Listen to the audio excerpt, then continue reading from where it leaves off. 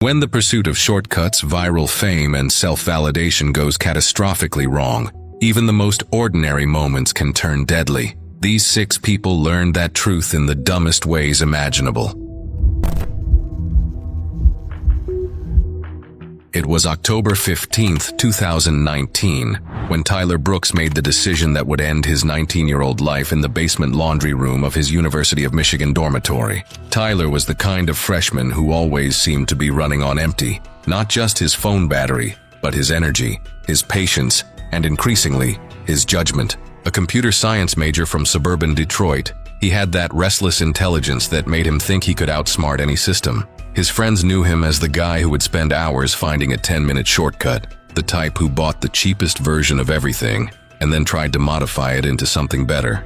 That night, Tyler was 3 energy drinks deep into what should have been a simple programming assignment. His phone had died hours earlier, and the cheap $3 replacement charger he had ordered online was taking forever to bring it back to life. Sleep-deprived and jittery from caffeine, Tyler's mind fixated on a half-remembered conversation about voltage and charging speeds. The basement laundry room felt like a tomb at 2:15 a.m. Fluorescent lights hummed overhead as Tyler stared at the 220-volt dryer outlet, his tired brain convinced this was the solution to his charging problems. He pulled out his pocket knife and began stripping the wires of his knockoff charger, the plastic insulation peeling away to reveal copper underneath. Tyler wrapped the exposed wires around the dryer outlet prongs with the confidence of someone who had never truly understood the difference between being clever and being reckless. The moment he plugged in his phone and the connection was made, 220 volts of electricity surged through the poorly constructed charger. The current hit Tyler's hands first, traveling through his phone and into his body. His muscles contracted involuntarily, his grip tightening around the device that was now killing him. The electricity coursed through his chest, disrupting the delicate electrical system that kept his heart beating in rhythm. Within seconds, his heart entered ventricular fibrillation. Tyler collapsed onto the cold concrete floor, his body convulsing as the sustained electrical shock burned through his hands and sent his heart into cardiac arrest. The basement fell silent except for the hum of the fluorescent lights and the electrical current still flowing through the modified charger. 3 minutes later, Tyler Brooks was dead. A sophomore doing late-night laundry discovered his body 20 minutes later, the modified charger still plugged into the dryer outlet like evidence of a fatal experiment. Campus maintenance had to shut down power to the entire building before paramedics could safely approach the scene. The investigation revealed that Tyler had bypassed every safety feature built into modern charging cables. His $3 shortcut had cost him everything. The university responded by installing tamper-proof covers on all high-voltage outlets in common areas and launching a campus-wide electrical safety education program. Tyler's death became a cautionary tale whispered among students during finals week, a reminder that some shortcuts lead nowhere good. His parents established a scholarship in his name for computer science students, hoping that future generations might channel their curiosity more safely than their son had that October night. His roommate later found Tyler's laptop still open to the programming assignment he never finished, the cursor blinking endlessly in an empty code window. The irony wasn't lost on anyone. A computer science student killed by his misunderstanding of basic electrical principles. In the end, Tyler Brooks had been right about one thing. The 220-volt outlet could indeed charge a phone faster. He just never got the chance to see it work. It was December 8, 2020, when 24-year-old Jessica Martinez made a decision that would cost her everything. The ambitious social media manager from Minneapolis had built her career on understanding what made content go viral, but her relentless pursuit of online fame would lead her down a deadly path. Jessica was the type of person who lived and breathed social media trends. Standing 5 feet 4 inches with an infectious smile, she worked for a local marketing firm while building her personal brand. Her bubbly personality and willingness to try anything for content had made her popular, but it also made her reckless. That winter evening, Jessica found herself alone in her suburban Minneapolis home. Her roommate had left to visit family for the holidays, leaving Jessica with her phone, her ambitions, and a dangerous idea. She had been following an 18-hour intermittent fasting trend, and her stomach was growling with increasing intensity. Earlier that day, Jessica had been scrolling through social platforms when she stumbled upon videos of people attempting extreme cold food challenges. The views were astronomical, and Jessica saw an opportunity. She decided to create her own version, something nobody had attempted before. At 7:30 p.m., Jessica opened her freezer and pulled out a 12-pound frozen turkey. The bird was solid as a rock, stored at -10 degrees Fahrenheit. Most people would have recognized the obvious danger, but Jessica's hunger and desperation for viral content clouded her judgment. She set up her phone to record and grabbed a kitchen knife. The plan was simple: chip off pieces of the frozen turkey and eat them raw, creating the ultimate extreme cold challenge. She began hacking away at the frozen bird, creating chunks harder than ice cubes. Jessica forced the first piece into her mouth, immediately feeling the shocking cold against her teeth and tongue. The frozen meat began causing frostbite damage to her oral tissues within seconds. Her mouth started going numb, but she interpreted this as adapting to the challenge. Driven by her empty stomach and adrenaline, Jessica continued shoving larger pieces of frozen turkey into her mouth. Each chunk was roughly golf ball sized, and the extreme cold was systematically destroying nerve endings in her mouth and throat. The numbness became Jessica's enemy when a large piece of frozen turkey, about 4 inches long, became lodged in her throat. She couldn't feel it properly. The frostbite had damaged her ability to sense the obstruction, and she continued trying to swallow more frozen meat. Each additional piece pushed the original obstruction deeper into her airway. The combination of swelling from frostbite damage and physical blockage created a perfect storm. Jessica's breathing became increasingly labored, but numbness prevented her from understanding the severity. Within minutes, the frozen turkey had completely blocked her trachea. Jessica began choking violently, her body's reflexes kicking in too late. She clawed at her throat, trying desperately to dislodge the obstruction, but numbness made it impossible to locate or remove the frozen meat. Jessica collapsed on her kitchen floor, her phone still recording. The lack of oxygen quickly took its toll, and within 6 minutes of the initial obstruction, she lost consciousness and died from asphyxiation. Her roommate discovered the tragic scene when she returned home unexpectedly. The 911 call came too late. Paramedics arrived to find Jessica's lifeless body surrounded by chunks of frozen turkey and her still recording phone. The medical examiner's report revealed the full tragedy. A 4-inch piece of frozen turkey was found completely blocking her trachea, while extensive frostbite damage was documented throughout her mouth and throat. The combination of extreme cold exposure and mechanical obstruction had created an unsurvivable situation. Jessica's death sent shockwaves through the social media community and sparked widespread discussions about the dangerous lengths people will go to for viral content. Her final video, never posted, served as a grim reminder that the pursuit of online fame can have deadly consequences.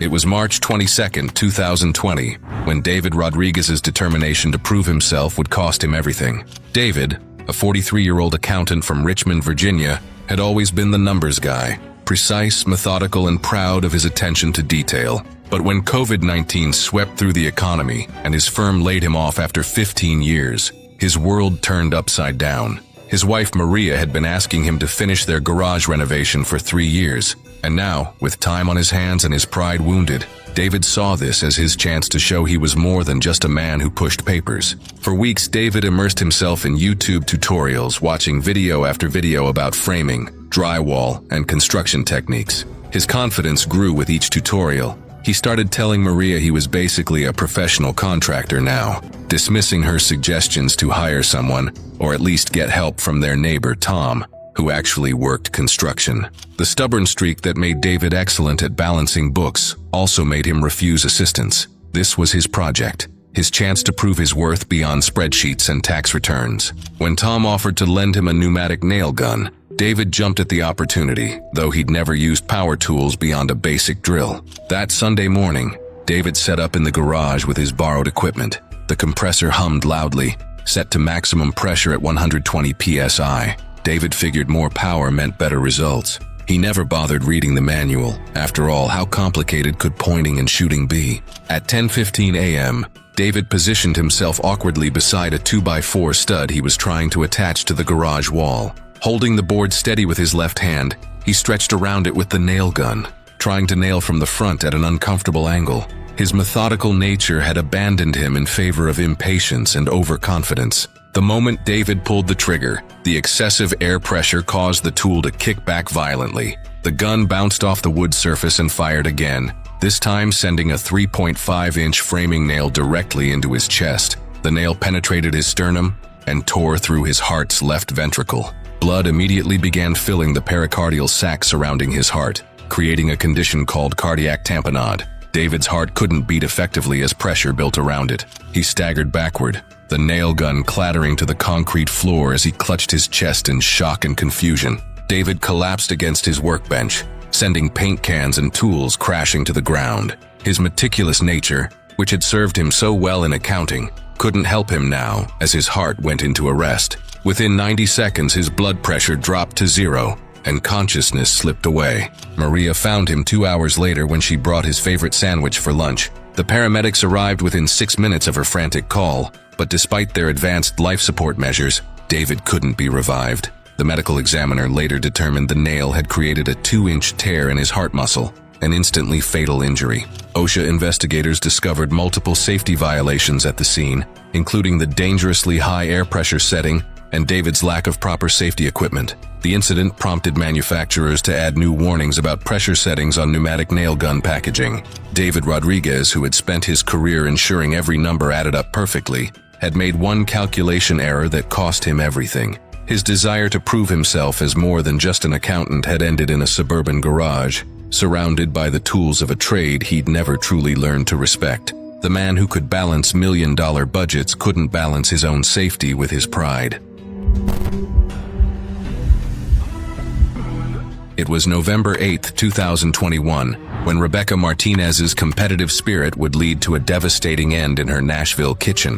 The 35-year-old elementary school teacher had always been the adventurous one among her college sorority sisters, constantly pushing culinary boundaries to impress her longtime friends during their monthly virtual gatherings. Rebecca possessed an infectious enthusiasm that made her beloved by both students and colleagues. Her bubbly personality and determination to excel at everything she attempted had earned her the nickname Super Teacher at Lincoln Elementary. However, this same drive for perfection would prove fatal on that autumn evening. The afternoon had started innocently enough. Rebecca had been sipping wine while preparing for the virtual cooking competition with her sorority sisters, a tradition they had maintained since college. The alcohol had loosened her inhibitions, making her more daring than usual. She decided to attempt Bananas Foster, a dish she had never prepared before, determined to create something spectacular for her friends watching via Zoom. Her small Nashville apartment kitchen was poorly ventilated, with only a tiny window above the sink. Multiple burners had been running for hours, creating a sweltering environment. The cheap electric stove she relied on made flame control unpredictable. At exactly 7:20 p.m., Rebecca heated her largest skillet with butter and brown sugar, while her friends cheered her on through their computer screens. Emboldened by their encouragement and the wine, she poured half a cup of rum into the pan, far exceeding the recipe's requirement. She wanted to create a spectacular flame that would leave her friends amazed. The moment Rebecca tilted the pan toward the electric burner's glowing coil, disaster struck. A massive fireball erupted from the skillet, far larger than anything she had anticipated. The alcohol vapor had been accumulating in the poorly ventilated space, creating perfect conditions for a flash fire that spread with terrifying speed. Flames immediately engulfed Rebecca's loose cotton blouse, the fabric igniting like kindling. The fire quickly spread to her long brown hair and face as she stood frozen in shock. Panic overtook her rational thinking, and she instinctively ran toward the sink, but her frantic movement only fanned the flames, making them burn with increased intensity. The synthetic blend of her shirt began melting onto her skin, creating third-degree burns across 60% of her upper body. The superheated gases she inhaled seared her throat and lungs, causing immediate respiratory distress. Rebecca collapsed in her narrow hallway, her airways severely damaged and filling with fluid. Her sorority sisters, still connected through the video call, watched in horror as their friend disappeared from view. They immediately contacted Nashville Emergency Services, providing the dispatcher with Rebecca's address while desperately calling her name through their screens. Firefighters arrived within 4 minutes of the emergency call, but they found Rebecca unconscious with devastating burns and severe smoke inhalation. The paramedics worked frantically to stabilize her condition before rushing her to Vanderbilt University Medical Center. Despite the medical team's best efforts, Rebecca's injuries proved too severe. The respiratory failure caused by her burned airways and fluid-filled lungs could not be reversed. She was pronounced dead 3 hours after the accident, leaving behind a devastated family, friends, and students who had adored their energetic teacher. The fire department's investigation revealed dangerous levels of alcohol vapor throughout Rebecca's kitchen, confirming that the accumulated fumes had created conditions for the flash fire. The combination of poor ventilation, excessive alcohol, and inexperience had proven lethal. Rebecca's tragic death prompted her school district to implement safety protocols for virtual cooking activities. Her story serves as a sobering reminder that kitchen safety should never be compromised. It was July 4th, 2022, when Marco Johnson's quest for the perfect fireworks finale turned into his final act. The 33-year-old mechanic from Denver had always been the type who believed bigger was better, a philosophy that served him well, fixing engines, but would prove catastrophic with explosives. Marco stood 6 feet tall with calloused hands that spoke of years working under car hoods. His boisterous personality made him the life of every party, though his stubborn streak often worried his wife, Sarah. That Independence Day evening, with beer flowing freely at their suburban backyard gathering, Marco's showman instincts kicked into overdrive. Earlier that week, he'd acquired 20 illegal M80 firecrackers from a shady dealer, convinced these would create the spectacular finale his annual 4th of July party deserved. Despite Sarah's concerned protests and his guests' nervous laughter, Marco spent the afternoon in his garage, methodically removing individual fuses and binding the explosives together with electrical tape. His plan seemed foolproof. One long fuse would ignite all 20 simultaneously, creating what he boasted would be heard 3 blocks away. The alcohol had amplified his confidence while dulling his judgment. When Sarah begged him to reconsider, Marco waved her off with his characteristic bravado, insisting his mechanical expertise translated to understanding explosives. At 9:30 p.m., with neighbors gathered expectantly around his backyard, Marco proudly displayed his creation. The bundle resembled a small stick of dynamite, which unknowingly it essentially was. He lit the fuse expecting 10 seconds to retreat to safety, but his modifications had created an unpredictable burn rate. Instead of 10 seconds, Marco had 3. Panic flashed across his face as the fuse disappeared faster than anticipated. He attempted to hurl the bundle away, but the combined force of 20 M80s detonated while still clutched in his right hand. The explosion, equivalent to a quarter stick of dynamite, instantly vaporized his hand and forearm. The devastating blast sent bone fragments tearing through his chest cavity, puncturing both lungs and his heart. Shrapnel peppered his torso while the concussion ruptured his eardrums and caused severe brain trauma. Marco collapsed onto his lawn, blood pooling beneath him, as horrified guests screamed for help. Within 4 minutes, the mechanic who'd spent his career fixing things had succumbed to traumatic injuries and massive blood loss. Paramedics arriving on scene discovered his severed hand 30 feet from where he'd fallen, a grim testament to the explosion's power. The blast echoed for miles, prompting ATF investigations and stricter county fireworks enforcement. Marco's family later sued the illegal dealer, though no legal victory could restore their loss. His 3 young children would grow up without their father's weekend garage lessons. His death served as a stark reminder that some things simply cannot be improved through modification, and that expertise in one field doesn't guarantee competence in another. Marco Johnson's final 4th of July became a cautionary tale about the deadly consequences of combining alcohol, arrogance, and explosives in pursuit of momentary glory. The suburban mechanic who'd always believed he could fix anything had finally encountered something beyond repair, the irreversible damage caused by his own reckless ambition and desire to impress others.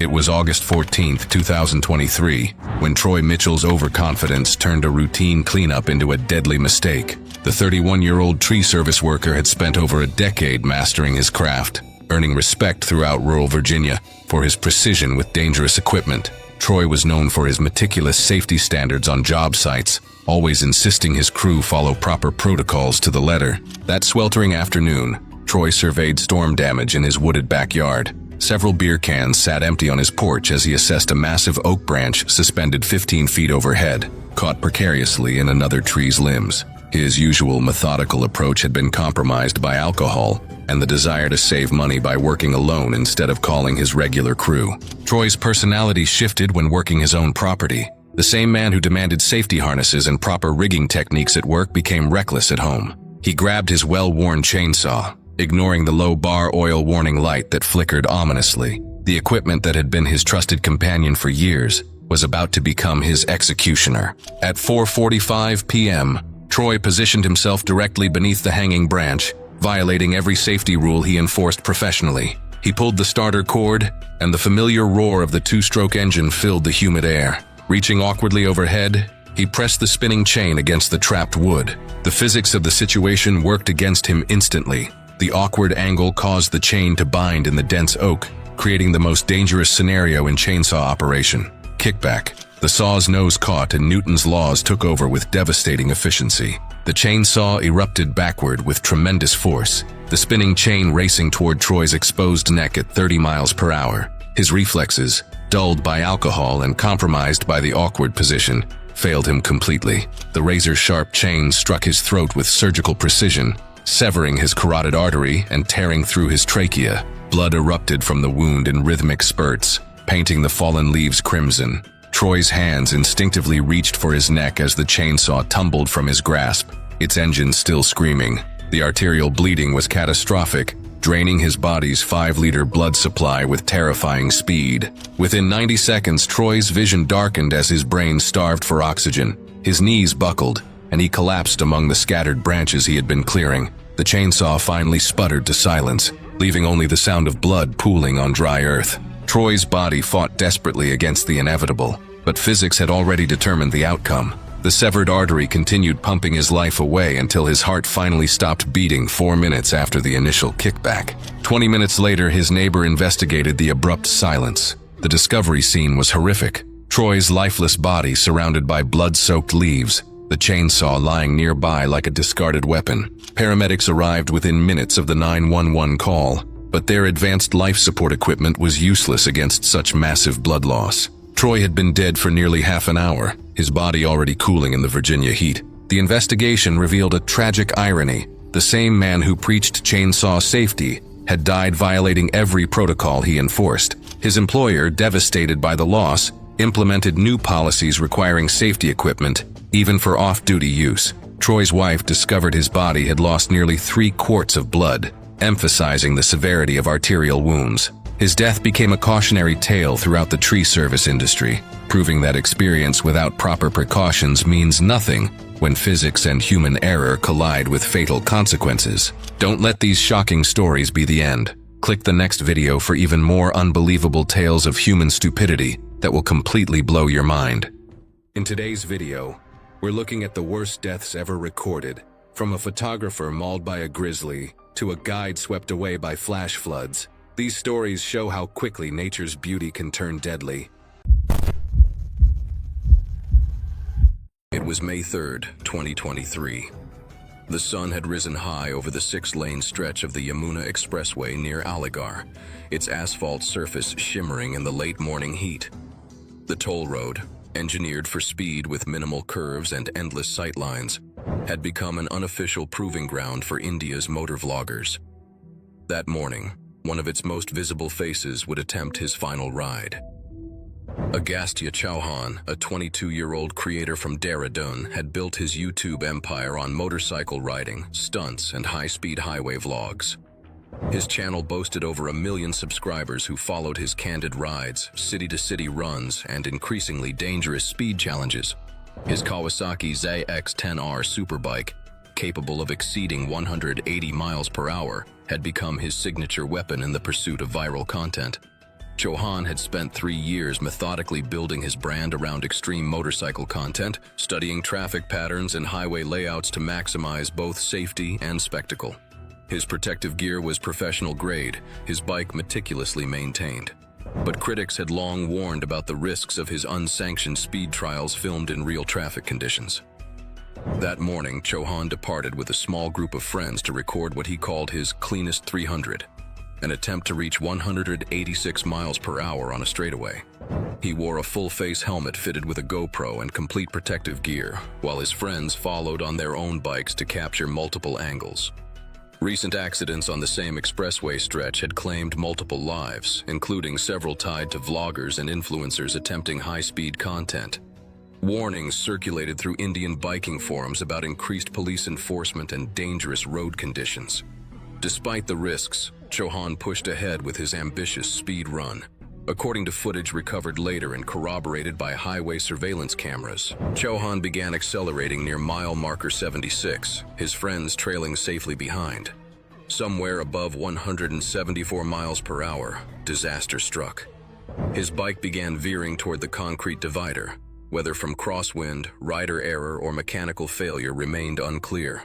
At those speeds, recovery was impossible. When the front tire caught the edge of the concrete divider, the 400-pound motorcycle snapped sideways and launched into the air. Chauhan was ejected violently, his body ragdolling mid-flight before slamming helmet first into the asphalt. The impact split the helmet shell on contact, the force compressing his neck with lethal torque. He bounced once, then slid across the pavement limp and lifeless, leaving a wide smear of blood and shredded fabric in his wake. His friends stopped immediately, sprinting to his motionless form, but Chauhan was unresponsive. Emergency medical services arrived within 15 minutes, called by his friends, but he had suffered massive head trauma and was declared dead at the scene. News of Chauhan's death spread rapidly through Indian social media. Within hours, his recent videos were flooded with comments expressing disbelief and grief. The Ministry of Road Transport and Highways issued renewed warnings against high-speed filming on public roads. Chauhan's funeral in Dehradun drew hundreds of bikers and fans who had followed his journey from early uploads to viral stardom. It was July 4th, 2017, and the pre-dawn darkness slowly gave way to the first hints of sunrise over Rocky Mountain National Park in Colorado. The 14,259-foot summit of Long's Peak loomed ahead, its granite face catching the early morning light as hikers began their Independence Day ascent. The thin mountain air carried the scent of alpine flowers and the promise of afternoon thunderstorms that regularly developed over Colorado's high peaks. Emma Rodriguez laced up her hiking boots in the parking lot, her headlamp cutting through the darkness as she prepared for the challenging climb ahead. At 26, the hiking enthusiast had made conquering Colorado's 58 peaks over 14,000 feet her personal mission, checking off summits with the methodical dedication of someone who'd found her true passion. Her compact frame belied the strength she'd developed through years of high-altitude hiking. Emma's plan was flawless in its simplicity. Start hiking at 4 a.m. to reach the summit by noon, then descend quickly to avoid the afternoon thunderstorms that commonly developed over the Front Range. Weather forecasts predicted storm activity after 2 p.m., giving her a comfortable margin of safety for the 15-mile round trip that typically took experienced hikers 12 to 14 hours to complete. The Longs Peak Trail was familiar territory for Emma, who'd attempted the summit twice before but been turned back by weather and equipment issues. This time she carried proper gear including rain protection, extra layers, and emergency supplies. Her meticulous preparation reflected the respect she'd developed for Colorado's unpredictable mountain weather through 30 previous 14er climbs. As Emma climbed through the pre-dawn darkness, her headlamp illuminated the rocky trail that wound through dense forest before emerging above treeline. The physical challenge energized her as she settled into the steady rhythm that would carry her to the summit. Other hikers had started early as well, their lights creating a constellation of moving stars on the mountainside. The weather began changing earlier than anyone expected as Emma approached the exposed summit ridge. Clouds that should have developed in mid-afternoon began building before 11 a.m., driven by unusual atmospheric conditions that caught even experienced meteorologists off guard. The first rumbles of thunder echoed across the peaks, while Emma was still 500 feet below the summit. Emma immediately recognized the danger and began descending, abandoning her summit attempt without hesitation. But the storm's rapid development had already placed her in an extremely vulnerable position, caught above treeline with no shelter and nowhere to hide from the electrical activity building overhead. The nearest trees were over a mile away and 1,000 feet below her current position. The lightning strike came without warning. As Emma hurried down the exposed granite slabs, the bolt hit the rocky peak directly, with electrical current traveling through the ground and up through Emma's body as she stood on the conductive stone. The massive electrical discharge stopped her heart instantly,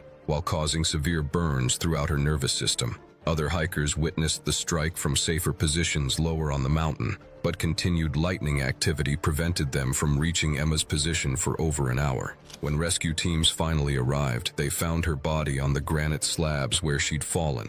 Her hiking poles melted and her metal gear fused by the electrical current. Emma's death prompted renewed education about lightning safety and the unpredictability of mountain weather. Rocky Mountain National Park installed additional weather monitoring stations, while her family advocated for better lightning safety education in hiking courses nationwide. It was August 17, 2013. Apodaca's industrial sprawl stretched across the outskirts of Monterrey, where workers at a small vehicle depot lingered past closing time. Alejandro Alex Flores stood beneath a street lamp, chatting with two co-workers about weekend plans. What they didn't know was that Alex's quiet resistance over the past few months had reached its breaking point. Alex was a 32-year-old school bus mechanic. He was known for being organized, punctual, and soft-spoken. He'd worked the same job for 8 years, maintaining the yellow buses that carried children through San Nicolas. His modest house sat on a quiet street where he lived with his wife Maria and their 2 children, ages 6 and 4. Friends described him as a man who kept his head down and took care of his family, exactly the kind of person who should have been left alone. When a local gang began demanding weekly protection fees from neighborhood businesses, Alex made a decision that would cost him everything. He refused to pay, believing that giving in meant permanent entanglement with criminals who would never stop asking for more. Over the following weeks, he filed quiet complaints with police, submitting license plates and descriptions anonymously. There was no formal protection program, just vague promises of follow-up that never materialized.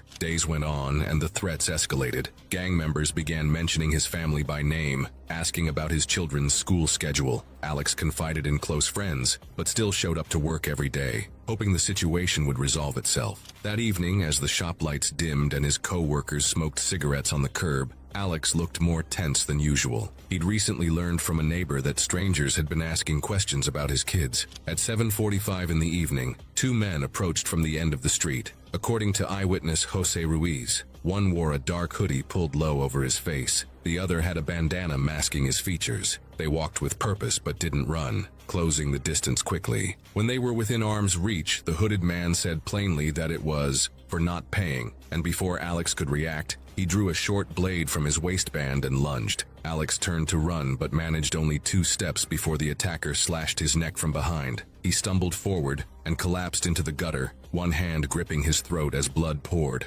Jose shouted and rushed forward as the second man delivered a vicious kick to Alex's ribs. Both assailants fled down the narrow alley, disappearing into the maze of industrial buildings. Jose knelt beside his co-worker, desperately trying to compress the wound while another mechanic ran for shop rags and called for help. Within minutes, Alex's breathing became shallow, then stopped entirely. Paramedics arrived 12 minutes later, but it was far too late. Alex had bled out, the fatal wound a deep slash across the side of his neck. Surveillance footage from a nearby warehouse captured part of the attack, providing investigators with critical evidence. Using Jose's detailed description, police arrested 2 suspects in early September, both low-level gang members under 25. Alex's second cousin arranged a private funeral in Monterrey, attended by family and co-workers who remembered him as a good man who'd simply tried to do the right thing. The local press ran a brief story in the crime section. Mechanic killed over extortion refusal. No larger investigation followed.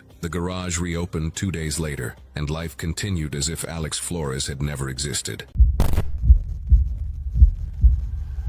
It was June 22, 2016, when Amber Callahan's perfectionist nature would ultimately seal her fate in the most horrific way imaginable. The 31-year-old senior escalator technician had built an impeccable reputation over her 12-year career with Metropolitan Elevator Services. Colleagues knew her as meticulous, detail-oriented, and someone who had never recorded a single safety violation. Her expertise made her the go-to person for Chicago's most challenging mechanical problems. That night, Union Station's main escalator had been producing disturbing grinding noises for weeks. Multiple repair attempts had failed to resolve the intermittent issues plaguing the aging 1970s-era system. The station management finally called Callahan, for what they hoped would be a definitive solution. Security footage captured her arrival at 2:15 a.m., carrying specialized diagnostic equipment through the nearly empty terminal. The timing was perfect for maintenance work, with minimal passenger traffic and full access to the mechanical systems. She had specifically requested the overnight shift to avoid disrupting the thousands of daily commuters who relied on this critical transportation hub. Callahan descended into the escalator's mechanical pit beneath the moving stairs, immediately identifying the source of the problem. Several critical safety bolts had sheared completely off, causing the main drive chain to slip dangerously out of alignment. The situation was worse than anyone had anticipated, requiring immediate intervention to prevent complete system failure. Working alone due to overnight staffing limitations, she began adjusting the tension mechanism to realign the heavy steel chain. The older escalator lacked modern safety features that would have automatically shut down the system during maintenance. As she maneuvered around the complex machinery, her safety harness somehow became entangled in the gear assembly. The mechanical system continued operating, slowly but relentlessly pulling her deeper into the machinery. The massive gears began crushing her pelvis and lower torso, while the moving chains created devastating lacerations across her body. Despite her desperate attempts to reach the manual emergency stop, the positioning made it impossible. For approximately 90 seconds, Callahan remained conscious as the machinery systematically destroyed her body. The crushing injuries to her vital organs combined with massive blood loss finally ended her suffering. A maintenance janitor making his rounds at 5:45 a.m. noticed blood seeping from beneath the escalator platform. The horrific discovery launched an immediate emergency response, but it was far too late for rescue efforts. Emergency crews faced an unprecedented challenge extracting her body from the complex machinery, requiring 4 grueling hours of careful work to avoid further damage to her remains. The scene was so traumatic that several first responders required psychological counseling. The tragedy sent shockwaves through the elevator maintenance industry. Union Station immediately implemented mandatory buddy system protocols for all escalator maintenance work, ensuring no technician would ever work alone again. Additional emergency stop systems were installed throughout the facility, along with comprehensive safety equipment upgrades. Callahan's death became a catalyst for nationwide changes in escalator maintenance procedures, transforming industry standards to prevent similar tragedies. Her perfectionist approach to safety, ironically, became the foundation for protecting future generations of maintenance workers from the mechanical monsters they serviced daily.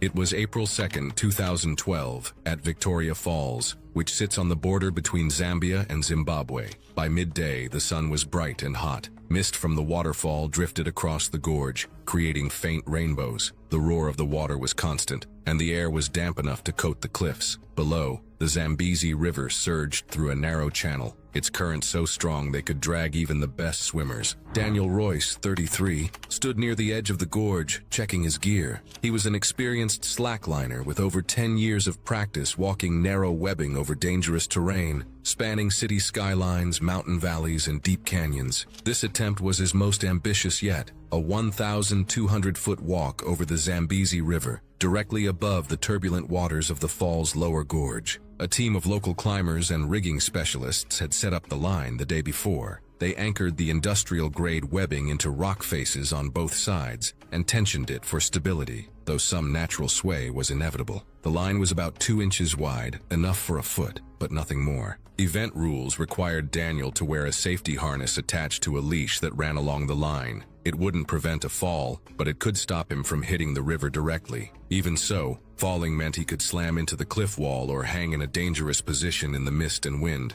Daniel had spent months preparing for this day, training for balance and learning to adjust for moisture on the webbing. But Victoria Falls was unpredictable. Gusts of wind could sweep through the gorge without warning, and mist could make the rope slick in seconds. By the time the small crowd gathered on both sides of the gorge, conditions looked favorable. Winds were light, and the sun was high. Daniel finished his stretches, inspected the rig one last time, and stepped onto the line. His first steps were steady. He kept his knees slightly bent, arms out for balance, placing each foot carefully in the center of the webbing. The line dipped slightly under his weight, but responded well to his control. Below, the Zambezi churned and foamed, but Daniel focused only on the webbing ahead. About halfway across, he stopped briefly to reset his stance. A light breeze moved through the gorge, swaying the line just enough to require small adjustments. He handled it easily and started forward again. Then, without warning, a stronger gust swept through. Mist from the falls clung to the line, making it slippery. Daniel's right foot slipped slightly. He threw his arms wide and made a quick recovery, but the sudden movement caused the webbing to oscillate more than usual. Before the line settled, another gust, stronger than the first, hit from the opposite direction. The wet webbing and unstable sway broke his balance. Daniel fell sideways. His harness leash caught after a short drop, but momentum swung him hard into the rock wall. The impact left him semi-conscious. His body slid along the cliff until the leash pulled tight. Hanging above the rapids, Daniel tried to grab the safety line, but his grip failed. He slipped free and dropped into the river. The Zambezi's current took him immediately. Rescue boats launched from downstream, but the combination of jagged rocks and powerful water made the search difficult. Nearly 2 hours later, crews found his body several miles downriver. The cause of death was determined to be blunt force trauma from the cliff impact, followed by drowning. Slacklining organizations later stressed that even experienced professionals face extreme risk in such environments. A single slip, combined with weather and terrain, can turn a record attempt into a fatal accident. It was August 18, 2018, in Koreatown, Los Angeles. The night air was warm, carrying the sound of distant traffic and music from nearby clubs. On top of a 5-story parking garage, 3 young men lingered at the edge, joking loudly to cover the nerves they wouldn't admit. Within an hour, one of them would lie broken on the pavement below, the sound of his fall echoing through the structure. Derek Fowler was 19, a community college student with no clear direction. His grades were inconsistent, and he drifted between part-time jobs. Among friends, he was known for his loud personality and willingness to take dares others avoided. Though he had no real TikTok following, he watched viral stunts closely, telling friends he would blow up one day. What pushed him wasn't fame on the platform, but the approval of his small circle. Risk to Derek was a shortcut to recognition, proof he was braver than the rest. Parking garages had become common filming spots in Los Angeles for their concrete edges and open views. The ledges, however, were never designed to be held onto. The smooth concrete wore slick under sweat, and any slip meant a deadly drop. Derek and his friends understood it on some level, but they convinced themselves it was just a test of grip and nerve.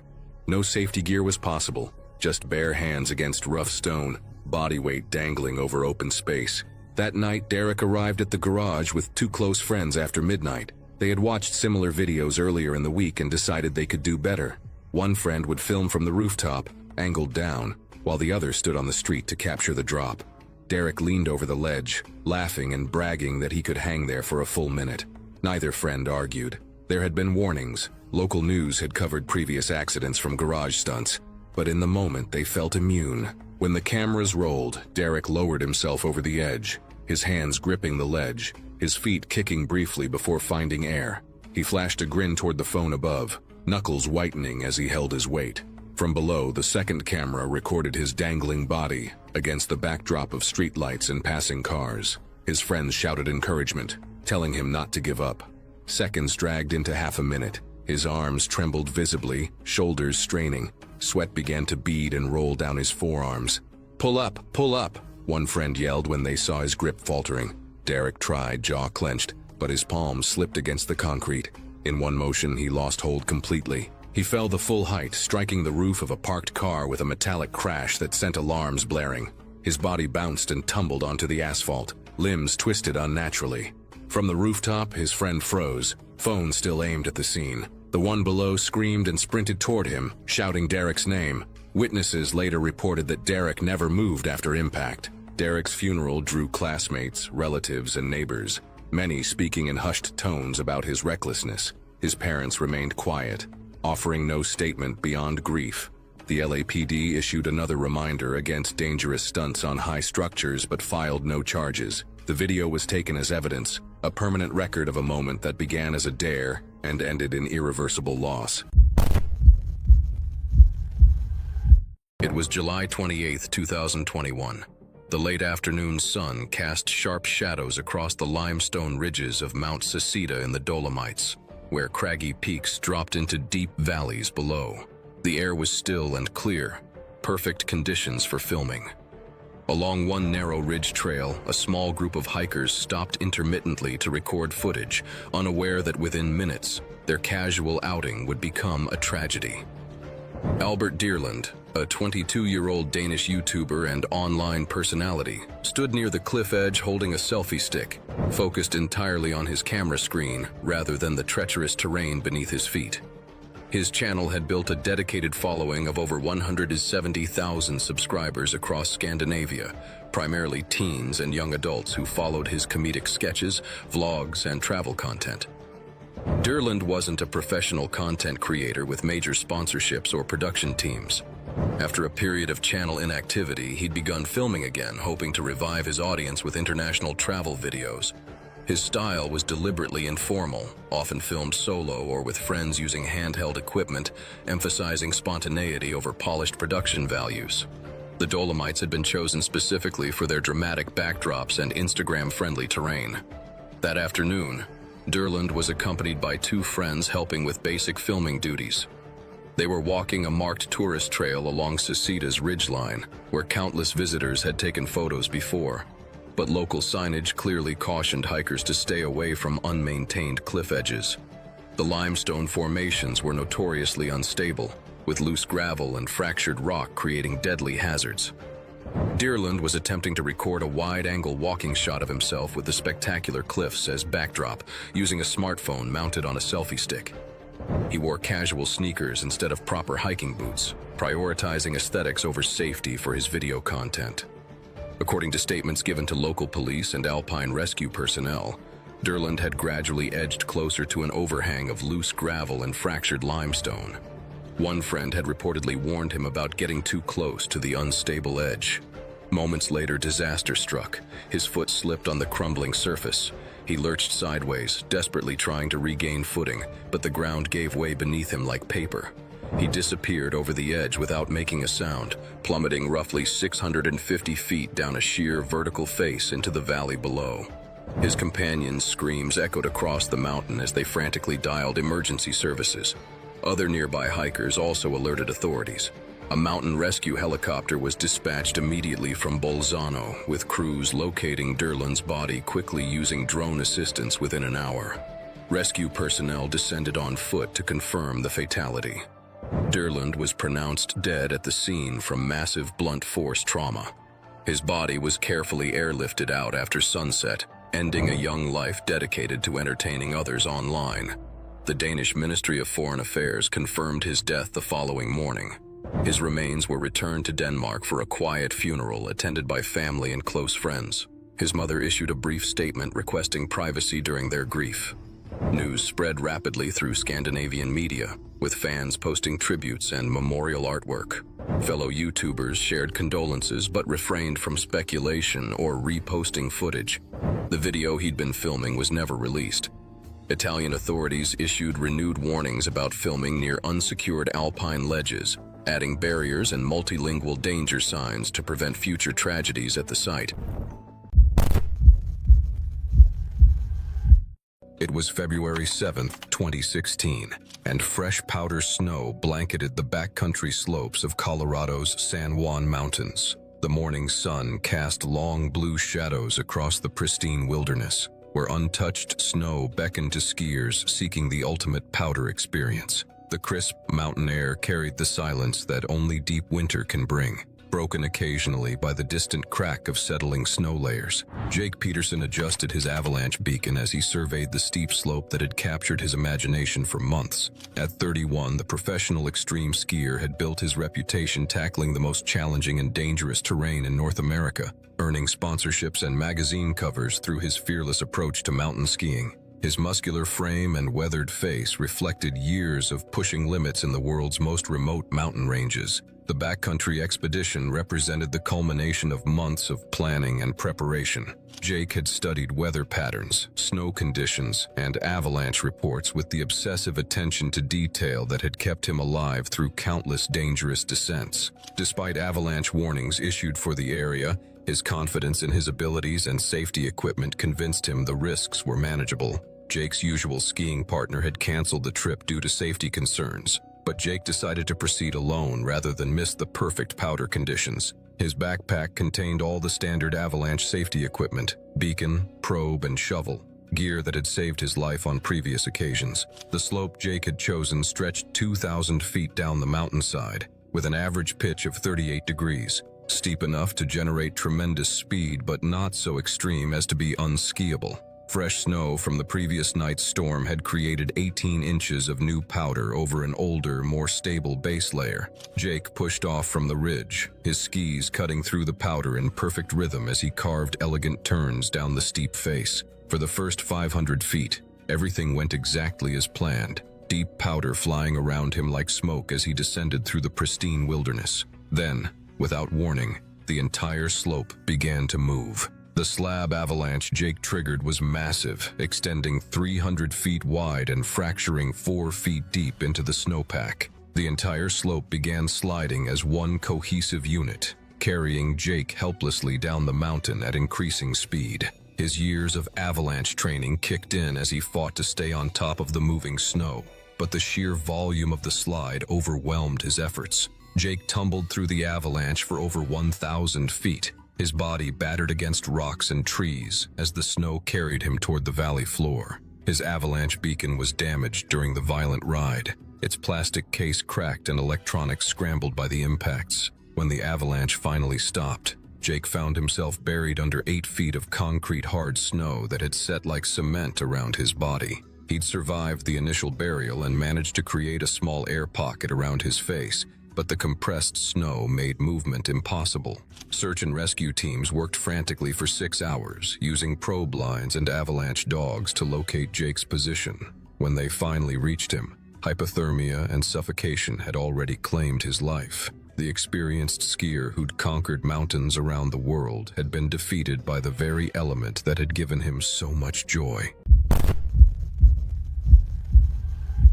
It was September 14th, 2015. The narrow lane behind Howrah Market buzzed with the day's final movements. Amir Ali, a 27-year-old tailor, turned off the bare bulb inside his workshop and stepped into the alley that would claim his life. Amir was just a craftsman with steady hands and a growing clientele who rented a small ground floor unit, working long hours stitching saris, school uniforms, and cheap men's trousers. Clients described him as polite and serious, always undercharging regulars. His calloused fingers moved with practiced precision across fabric, building a modest life one stitch at a time. But 3 months earlier, everything changed. A street gang with links to a local councillor approached Amir with a proposition that would destroy his quiet existence. They demanded he help funnel campaign funds through bogus tailoring orders, a common scheme in Kolkata's political underworld. Amir refused, unwilling to compromise his integrity for dirty money. The consequences came swiftly. Posters appeared near his shop calling him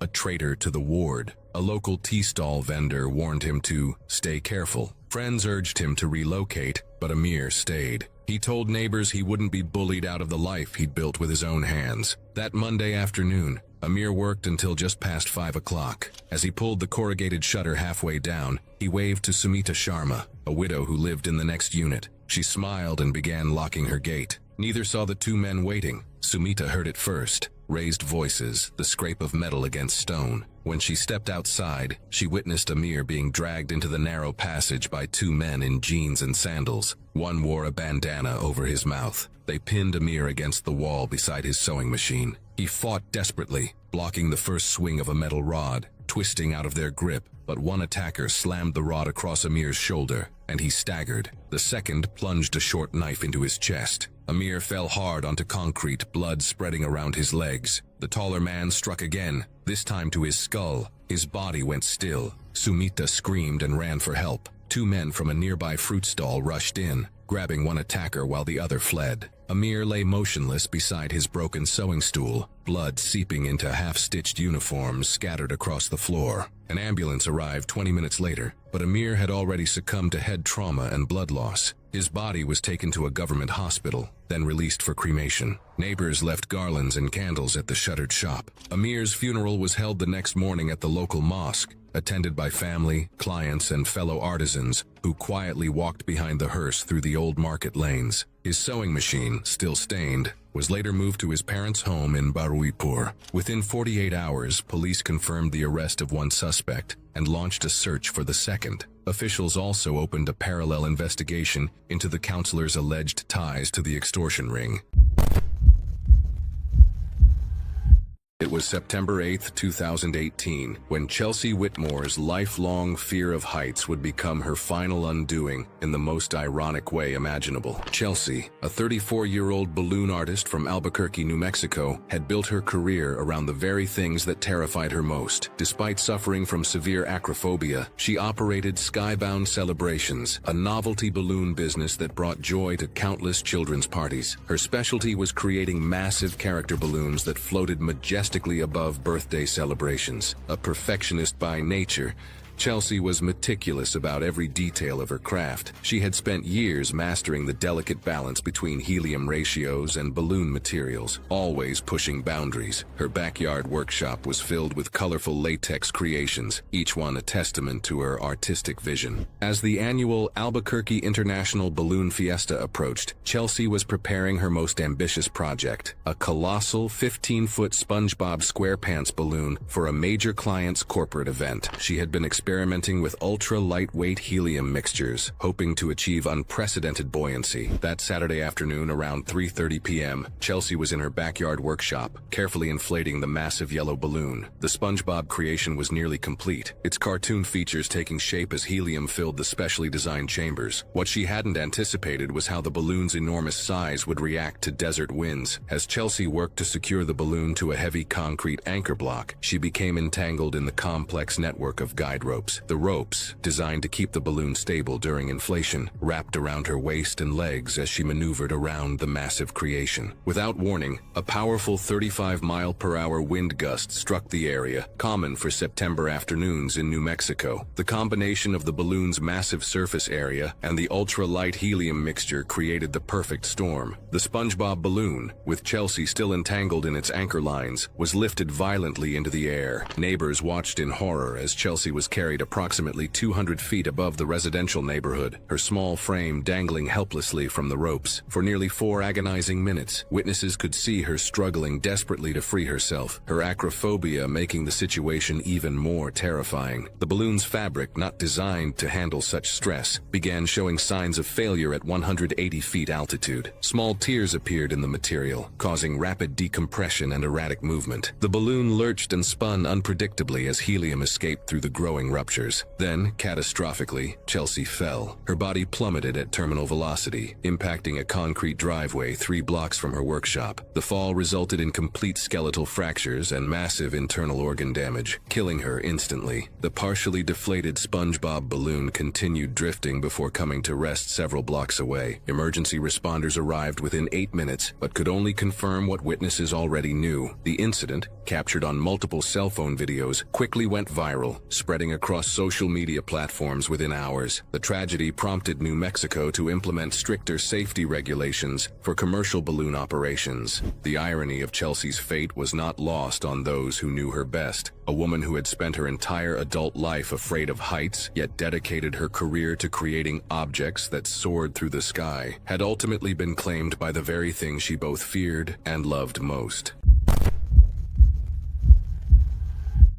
It was September 8, 2017, off the coast of Dahab, Egypt. The Red Sea was calm under the morning sun, but just offshore sat the Blue Hole, a vertical sinkhole dropping hundreds of feet into darkness. Divers around the world knew it for its beauty, but also for its deadly record. More than 100 people had died there, most from pushing far beyond safe diving limits. Eric Dawson, 34, from the United Kingdom, stood on the rocky shore checking his gear. He had years of recreational diving experience in tropical vacation spots, but he wasn't a trained technical diver. His past dives had been in warm, shallow water, nothing like the extreme depths he planned to reach that day. Eric had spent months planning the dive, studying maps of the Blue Hole and reading accounts from others who had attempted extreme depths there. He wanted to test his limits and see how far he could push himself underwater. For him, this trip was about personal achievement and the challenge of completing one of the most difficult dives in the world. To save money, Eric skipped hiring a full safety team.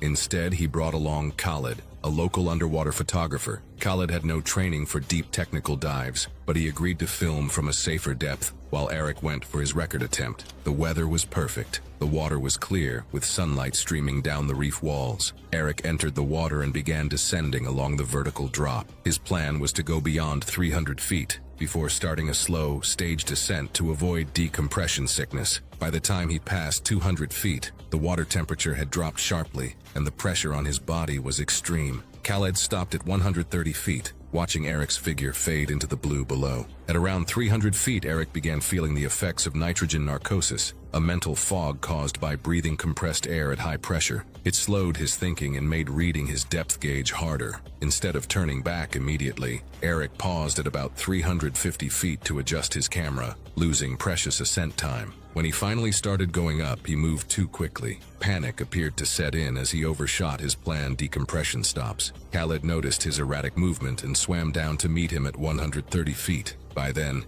Eric's eyes were glassy and his breathing was shallow. They stopped for decompression, but halfway through, Eric went completely limp. Khalid tried to bring him to the surface, but without training in deep water rescues, he rushed the ascent. The speed skipped several safety stops, making the situation even worse. On the surface, the boat crew pulled Eric aboard. They started CPR immediately and called for emergency help. Within minutes, Eric began to seize, a clear sign of severe decompression sickness, before falling unconscious. Paramedics met the boat at the pier and took over resuscitation efforts, but it was too late. Eric was pronounced dead at the scene. Investigators later confirmed the cause of death as a combination of nitrogen narcosis, rapid ascent, and decompression sickness. His camera footage cut off during the ascent, right before Khalid's attempt to pull him up. Local diving authorities used Eric's death as a warning to others. Deep technical dives require specialized training, the right breathing gases, and a qualified support team. Without them, even experienced recreational divers face overwhelming risks. It was November 14th, 2019 in Moscow. The late afternoon light was already fading, and the air carried a sharp chill. Along the banks of the Moskva River, a small group of teenagers gathered at the base of a bridge, laughing nervously and checking the recording angles on their phones. None of them said it aloud, but the silence of the cold river below made the game feel heavier than they admitted. By nightfall, their dare would end with one of them gone. Anastasia Ivanova was 16, a quiet schoolgirl who often blended into the background of her classes. Among friends, however, she was drawn to the sense of belonging that came with shared risks. She had begun following thrill-seeking videos on TikTok earlier that year, fascinated by the adrenaline of dares she would never attempt alone. Unlike others who chased popularity, Anastasia wanted recognition only from her small circle of friends. Risk wasn't natural to her, but it was something she tolerated to stay included. The bridge they chose that evening spanned a shallow stretch of the Moskva. The drop was not enormous, but the stone supports broke the surface in uneven ways, and the river's November current was icy and fast. The water's depth varied, deep enough for a clean landing in one spot, but dangerously shallow just feet away. Locals knew the river well and avoided swimming past early autumn. The teenagers, armed with only a phone camera, overlooked those risks, focusing instead on how dramatic the footage might look against the city backdrop. The plan was to climb the railing and jump in, one after another. Two girls went first, leaping quickly and splashing down. Their laughter was strained as they fought the freezing water, shivering while pulling themselves toward the bank. Anastasia climbed next, gripping the railing tightly, her face pale. One friend teased her hesitation, and the others laughed. She shook her head, still clinging to the metal, but after more urging, she shifted her weight forward.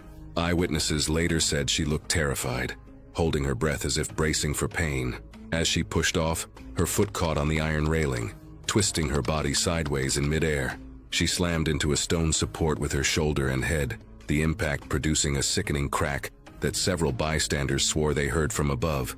The blow likely fractured her skull, and a smear of blood marked the stone before her body flipped. She plunged headfirst into the river, striking the surface at an angle with a heavy, lifeless thud before vanishing beneath the black water. Her friends screamed in panic. Two of them jumped in despite the shock of the icy current, which clawed at their chests and made breathing difficult. When they reached her, she was limp, arms floating unnaturally, her eyes half open but unresponsive. They grabbed hold of her under the arms, dragging her toward the bank. They shouted her name over and over, their voices breaking in fear. Witnesses on shore pointed to the red stain spreading in the water and ran to call emergency services. Paramedics arrived minutes later, hauling her onto the embankment. Her skin was pale, lips already turning blue from the cold, and blood ran freely from the gash in her scalp. They began chest compressions and tried to ventilate her, but she showed no response. The wound on her head continued to seep as they worked, pooling beneath her on the concrete. After more than 20 minutes of effort, she was pronounced dead at the scene. Anastasia's funeral was quiet, held in her neighborhood church with classmates and teachers present. Her parents requested privacy, refusing media coverage. Moscow authorities issued another blanket warning about dangerous online challenges, but enforcement was minimal, and the videos continued. It was July 29, 2019. The evening heat lingered over the red rock mesas of southern Utah as twilight approached. Beyond the edge of a private airstrip in Washington County, a faint buzzing echoed across the desert as a paramotor arced into the darkening sky. Within minutes, the sound cut out abruptly.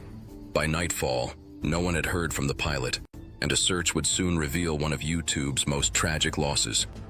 Grant Thompson, a 38-year-old creator behind the King of Random YouTube channel, had built his reputation combining backyard science with controlled experiments and spectacular builds.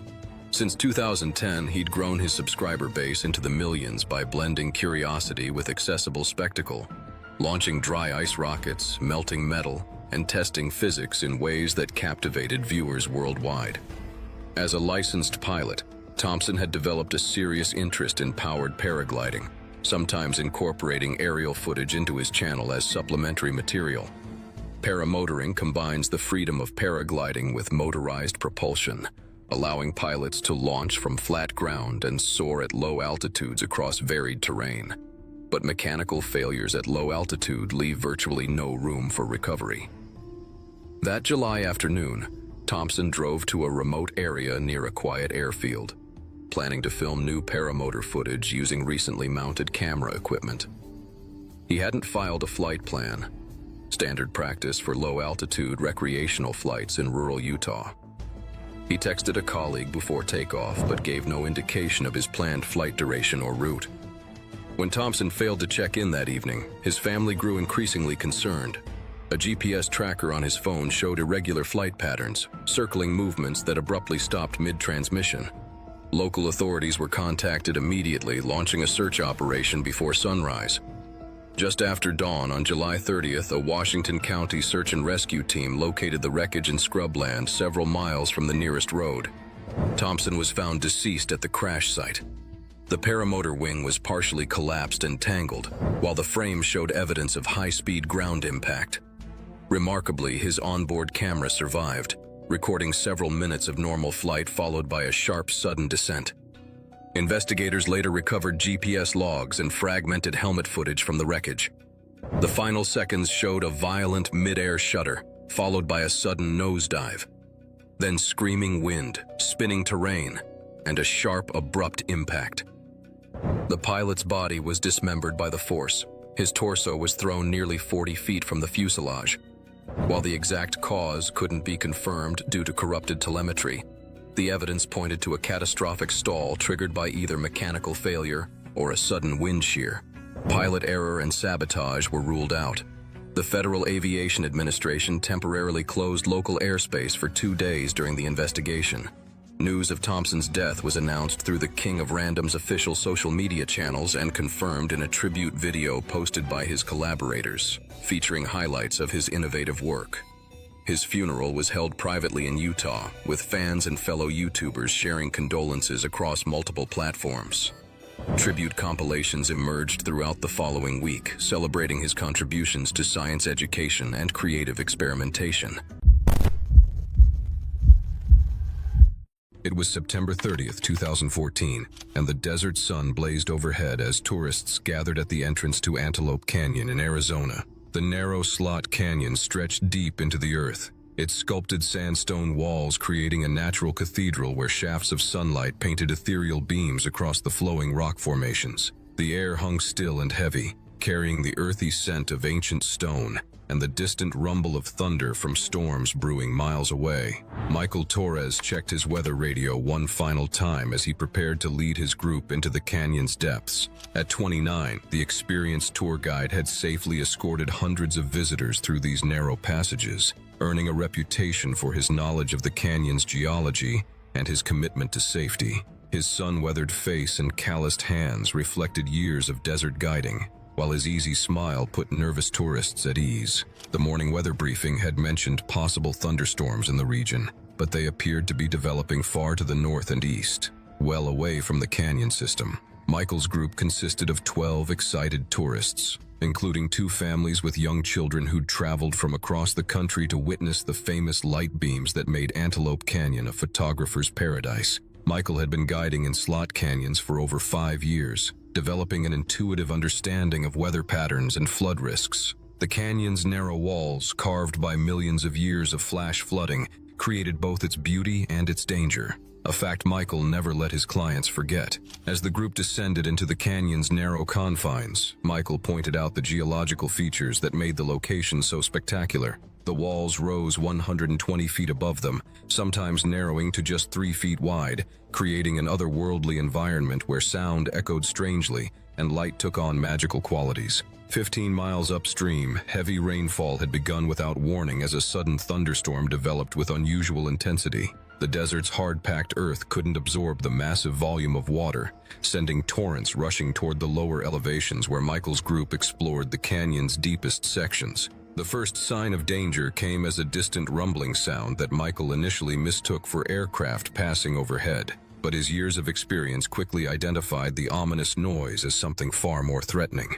The roar of approaching floodwater channeled through the narrow canyon system. Michael immediately ordered everyone to climb the canyon walls, his voice cutting through their casual conversation with urgent authority. The tourists looked confused as he began pushing them toward any handhold or ledge that might offer escape from the canyon floor. The wall of water hit the canyon with the force of a freight train, carrying boulders, debris, and thousands of gallons of churning brown water. Michael managed to boost several tourists to safety before the flood swept him and 3 others into the violent current. The canyon walls amplified the roar of the water as it battered everything in its path. Those who'd reached safety watched helplessly as Michael disappeared beneath the surface, his body tumbling through the rapids like a rag doll. The experienced guide who'd spent years protecting others was powerless against the raw force of nature unleashed in the narrow confines he knew so well. Michael's body was found over a mile downstream, trapped beneath debris and rocks where the floodwater had finally deposited its deadly cargo. The incident led to immediate closure of all slot canyon tours during monsoon season, while advanced weather monitoring systems were installed to provide real-time flood warnings for tour operators.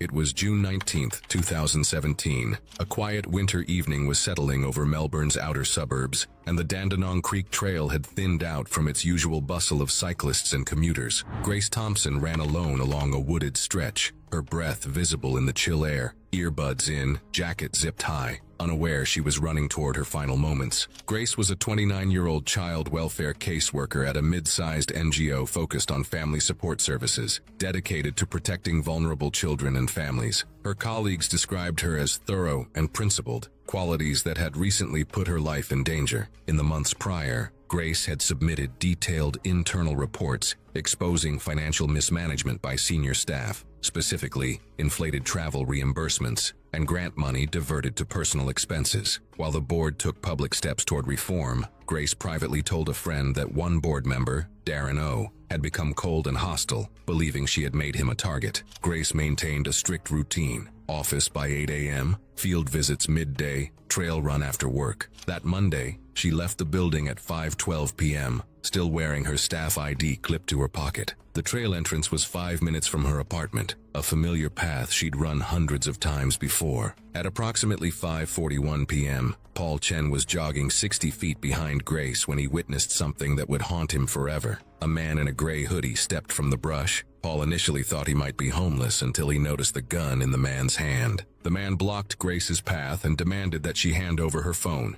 She removed one earbud, confused, as he told her to delete the files. Grace backed away, refusing, and the man raised a small black revolver and shot her once in the abdomen at close range. She collapsed instantly onto the cold asphalt. Paul shouted and sprinted toward them, but the gunman fled into the adjacent woodland. Paul remained with Grace, who was bleeding heavily from the wound. Struggling to speak, she asked him for help as he pressed his jacket against the injury and called emergency services. Paramedics arrived within 11 minutes. Grace was rushed to Royal Melbourne Hospital in critical condition, underwent emergency surgery, but died 2 hours later from internal bleeding. Detectives recovered CCTV footage from a nearby park entrance, showing Darren O. lingering in the area shortly before the attack. He was arrested the next morning and charged with premeditated murder. Grace's funeral was held 4 days later at a small church in Ferntree Gully, attended by family, co-workers, and several former clients who credited her with changing their lives. Her parents requested no media presence, and the service remained quiet, personal, and untelevised. In response to her death, Victoria Police launched a review of threats against whistleblowers in non-profit sectors. Officials opened a separate inquiry into the NGO's financial practices and board oversight procedures.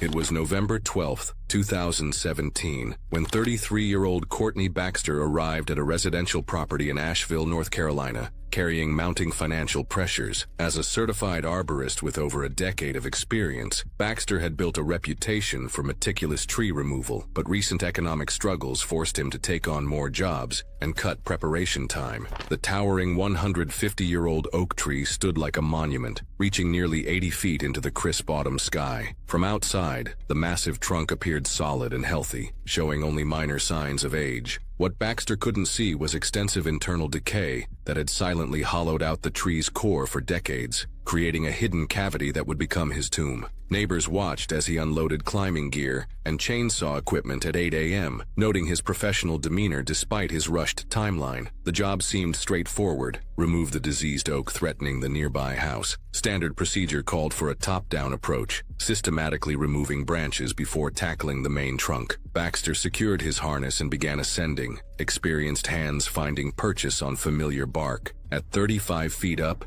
he positioned himself for the first major cut. Morning air filled with chainsaw roar as the blade bit into what appeared solid wood. Then everything went catastrophically wrong. The chainsaw blade suddenly broke through into empty space, the hollow interior that decades of rot had carved out. The trunk wall's structural integrity, already compromised by decay, couldn't withstand the sudden removal of supporting wood. A section collapsed inward with a sickening crack. Baxter plummeted through the opening into the tree's hidden cavity, a narrow prison approximately 20 inches wide and 8 feet deep. His climbing harness and rope, designed to save his life, became instruments of doom as they wedged against irregular interior walls. The confined space held him vertically, unable to move or adjust. Trapped within the wooden tomb, Baxter's desperate shouts were muffled by thick walls. His radio and phone remained frustratingly out of reach, arms pinned by narrow confines. The cruel irony wasn't lost. Imprisoned within the very tree he'd come to remove, its hollow heart becoming his final resting place. The restricted vertical position began taking its deadly toll. Unable to shift weight or change position,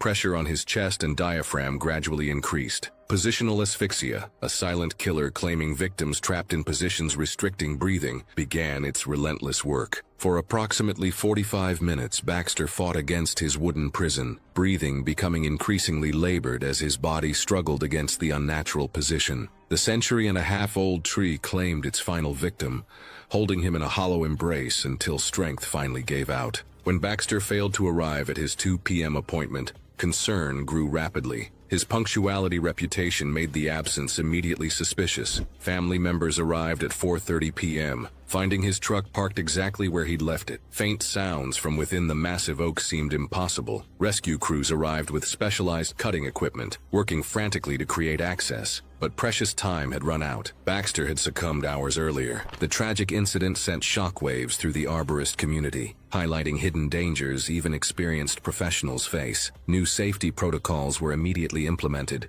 requiring thorough internal cavity assessments before cutting operations. Courtney Baxter's death serves as a sobering reminder that nature's beauty often conceals deadly secrets, and even the most experienced can fall victim to unexpected dangers lurking within seemingly routine tasks. It was October 4, 2013, in the western Caucasus Mountains of Abkhazia, Georgia. The entrance to Krubera Cave opened wide in the limestone hillside. Dark and cold, moss covered the rocks, and water dripped steadily from above. Inside lay the deepest known cave in the world, dropping more than 7,200 feet through steep vertical shafts, narrow tunnels, and water-filled passages where the temperature stayed close to freezing all year. Jacob Ilyev adjusted his caving equipment as he prepared for the descent that would either establish his legacy or claim his life. At 41, the Bulgarian caver had spent more than 2 decades exploring subterranean systems across Europe, earning recognition in the community for his technical skill and calm under pressure. His weathered helmet and scarred gear reflected countless hours spent navigating the world's most challenging underground environments. The world record attempt represented Jacob's goal to achieve the deepest dry descent without diving equipment through Krubera's flooded sections, a feat that demanded precision, endurance, and absolute discipline. Unlike cavers who specialized in mixed dry and scuba exploration, Marco insisted on maintaining a dry-only approach that would push the boundaries of what was considered possible in deep cave systems. The expedition began with support from a small, experienced team that assisted with initial rigging, gear hauling, and documentation of the attempt. In the early stages, they helped Jacob navigate long vertical drops using fixed ropes, while hauling packs through squeezes that barely allowed room for helmets and equipment. The deeper they descended, the more unstable the cave became as wet rock, constant water drip, and loose stone made footing increasingly hazardous. By nearly 5,000 feet in depth, the cave had narrowed into a vertical shaft with slick, uneven surfaces, where most cavers either turned back or switched to scuba gear to continue into flooded passages. Jacob's determination to maintain his dry-only approach led him to insist on continuing alone into the unstable section, despite his team's objections about exponentially increased risks of solo travel at such depths. The shaft walls glistened with moisture as the sound of dripping water echoed endlessly in the absolute darkness. Jacob descended carefully, his hands gripping the rope while his boots sought small ledges for balance in the confined space. For several minutes, progress remained steady as he methodically worked his way deeper into the Earth's interior. A single misstep changed everything. When Jacob's right foot slipped on a patch of algae-slick rock in the narrow shaft, his body shifted sideways, throwing his center of gravity off the rope line as he tried desperately to recover. The confined walls and awkward rope position left no room for correction, as his boot lost its hold entirely. The fall was short but violent as Jacob's body slammed into the shaft wall before tumbling onto a ledge nearly 30 feet below. The impact knocked him unconscious instantly, leaving him alone in the depths, with no one within immediate reach to render aid. His years of experience and technical skill proved meaningless against the unforgiving physics of falling rock and human fragility. His team knew something was wrong when he stopped moving, so they carefully made their way down. The narrow shaft and loose rocks slowed them, and when they reached him, he wasn't breathing. Getting him out of that depth would take hours of dangerous climbing through tight, unstable passages. Over the next 2 days, rescuers from multiple local caving clubs coordinated the extraction using specialized haul systems while working in shifts to navigate the exhausting climb toward daylight. The cold and damp conditions sapped energy from everyone involved as they methodically transported Jacob's body through the same passages that had challenged him in life. The official conclusion confirmed that a slip on wet rock in the narrow shaft had caused a fatal fall, where survival chances were virtually non-existent at such depths. It was March 12, 2019, on the outskirts of Bhopal, India. The sun had set an hour earlier, leaving the fields around the railway crossing in dim light, punctuated only by the faint glow of the town in the distance. A few boys lingered by the tracks, restless and laughing, the kind of nervous energy that hides unease. The steel rails hummed faintly, signaling the approach of something massive. By morning, one family's life would be permanently altered. Arjun Mehra was 17, a first-year college student who never stood out in class. His grades were average, his attendance spotty, and he was known mostly for tagging along with louder friends. Reserved by nature, he had found a small sense of belonging on TikTok, where he uploaded shaky videos of dares and antics that drew a few hundred views from peers. He wasn't chasing fame, just recognition in a life that felt otherwise invisible. To his friends, he was the one who could be goaded into going further, testing how close he could get to danger without flinching. Railway tracks outside the city had become a popular backdrop for these dares. India's rail network, among the busiest in the world, saw passenger trains hurtle by at speeds that left little margin for error. The sheer mass of a train created strong suction, capable of pulling a person off balance. Local authorities had long warned against loitering near tracks, but enforcement was thin. For boys like Arjun and his friends, the tracks weren't just dangerous, they were a stage, a place to prove themselves under the cover of darkness. That evening, the plan was simple. Film themselves standing as close as possible to the passing train, posting the clip later with a caption about bravery.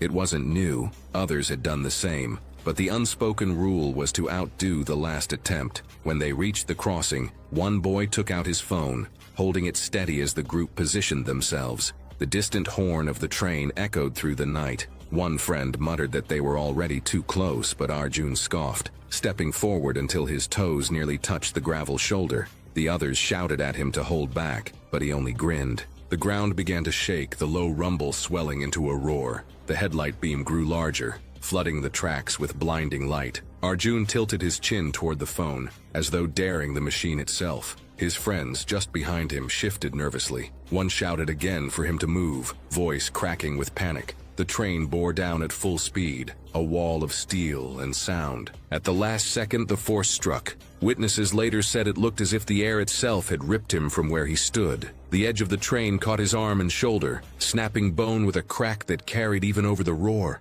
He spun violently, slammed against the side of the speeding car, and was sucked down into the gap. The wheels tore through him with a grinding thud, shredding his body against the ballast in a spray of blood and fragments. His friends screamed, stumbling back as the phone slipped from one boy's hand, still recording the blur of steel rushing past. When the final carriage vanished into the dark, the sudden silence was filled only by gasps, sobs, and the sight of what had been left behind on the tracks. Police arrived after a frantic call from nearby residents. They recovered the phone, its screen cracked, but still playing the final moments. The footage circulated briefly before authorities pressured social media platforms to suppress it. At Arjun's funeral, held quietly the following day, relatives wept but said little publicly. Among friends, guilt hung heavy. They admitted they had egged him on, each one pushing the dare further until the line had been crossed. The Railway Protection Force issued a new warning against filming near tracks, placing additional guards at busy crossings. Thanks for watching. Want to watch more? Click on your screen now.